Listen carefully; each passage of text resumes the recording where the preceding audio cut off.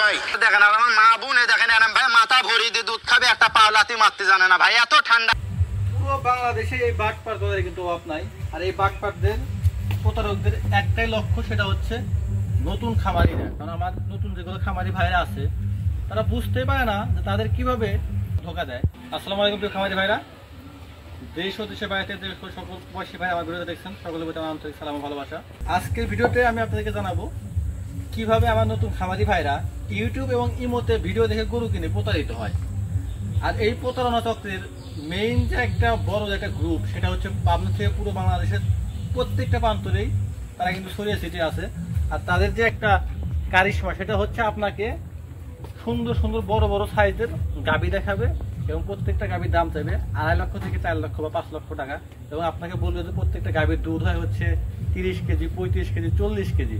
এই যে একটা আপনাকে প্রলোভন দেখাবে, আর আপনি যদি এই ফাঁদে পা দেন তাহলে কিন্তু ভাই আপনি সর্বশান্ত হয়ে যাবেন। যখন আপনি 3 লাখ টাকার একটা গাভী কিনবেন, ভাববেন যে গাভীটা মনে হয় 20 লিটার বা 25 লিটার দুধ হয়, কিন্তু ওই গাভীটা পাই তারপর যখন দেখবেন যে মাত্র 7 থেকে 8 লিটার দুধ হয়, তখন কিন্তু আপনি কিন্তু একদম সর্বশান্ত হয়ে যাবেন।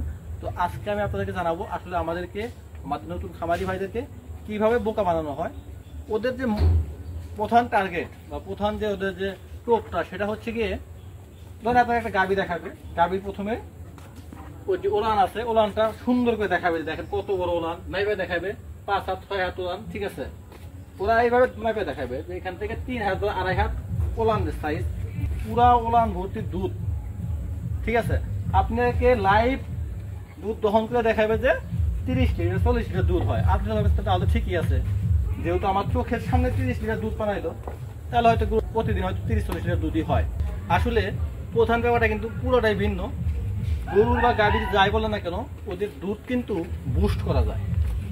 এই প্রতারক চক্র করে কি, দেখবেন অনেকে গরু কেনার পরে দেখে যে ওর যে বাটগুলো আছে, বাটের ভিতরে চাউল ঢুকায় রাখে। তাতে করে কি হয়, চাউল রাখলে আপনার ওই গাভীর বাট দিয়ে কখনো দুধ আসে না। একটা গাভীর 10 লিটার দুধ হয়, ওকে যদি আপনি 4 দিন যদি দুধটা দহন না করেন এবং বাটে যদি চাউল দিয়ে রাখেন, তাহলে দেখবেন যে ওর কিন্তু 20-30 লিটার দুধ হয়ে যাবে 4 দিন পরে। তখন আপনার সামনে লাইভ একদম সরাসরি দুধটা দহন করে দেখাবে এবং আপনি কিন্তু ওই ফাঁদে পা দিলেন এবং আপনি প্রতারিত হয়ে গেলেন ভাই। মানে আপনি সর্বশান্ত। আমার বাড়ির পাশেই একজন কিন্তু 2টা গাভী কিনছিল, যে 20 লিটার করে দুধ হয়, 40 লিটার দুধ, 5 লক্ষ টাকা কিনছে। 7 দিন পরে যা দেখে যে 2টা গরু মিলে 15 লিটার দুধ হয় না।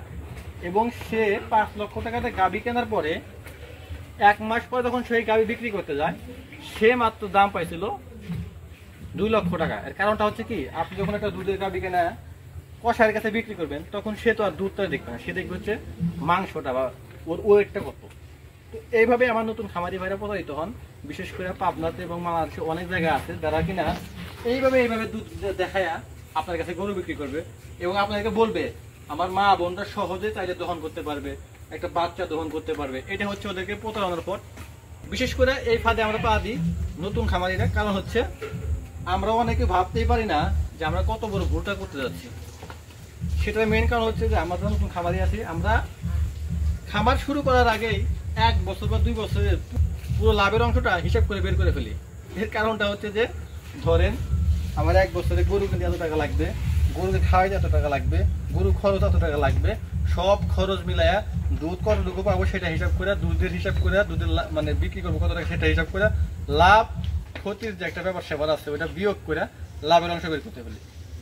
মূলত এই সকল ভাইরাই গরু কিনতে গেলে এই তলাটা খান, কারণ তাদের গরু সম্পর্কে প্রপারলি কোনো ধারণা নাই।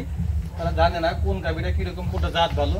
তো অবশ্যই আমাদের উচিত, আমরা যারা গরু কিনবো তাদের প্রথমত আমরা চেষ্টা করবো গাভী গরু না কিনে বকনা গরু কেনার জন্য। কারণ আপনি একটা বকনা কেনেন, সেটা অনেক কম দামে কিনতে পারবেন। সেটা যদি পরবর্তীতে দুধ বেশি নাও দেয়, আপনি চাইলে সেটাকে কিন্তু মোটা টাকা কম করে বিক্রি করতে পারবেন।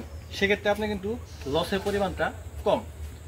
আর যদি গাভী একান্তই কিনতে হয়, তাহলে আপনি যদি পরিচিত কোনো ফার্ম থাকে বা খুবই ঘনিষ্ঠ কেউ থাকে, তার সাথে ভালো মানের দেখে যাচাই বাছাই করে আপনি গাভী কিনবেন, তা নাহলে আপনি ঠকবেন। একটা গাভী গরু কিনে খামার শুরু করবেন। আজকের ভিডিওটা শুধুমাত্র তাদের জন্যই ছিল, কারণ আজকের ভিডিওতে আপনাকে দেখালাম কিভাবে আমার নতুন খামারি ভাইরা গাভী কিনে প্রতারিত হয়। এর পরবর্তী ভিডিওতে আমি অবশ্যই আপনাদেরকে দেখাবো কোন কোন গরুগুলো আপনি কিভাবে কিনবেন এবং আপনার হাট থেকে কিভাবে গরু কিনবেন। আমার জানা মতে আপনাদের এলাকায় তো হয়তো অনেকেই গাভী কিনে প্রতারিত হয়েছে, সেটা অবশ্যই কমেন্ট করে জানাবেন। তো সবাই ভালো থাকবেন, সুস্থ থাকবেন। আসসালামু আলাইকুম রহমতুল্লাহ।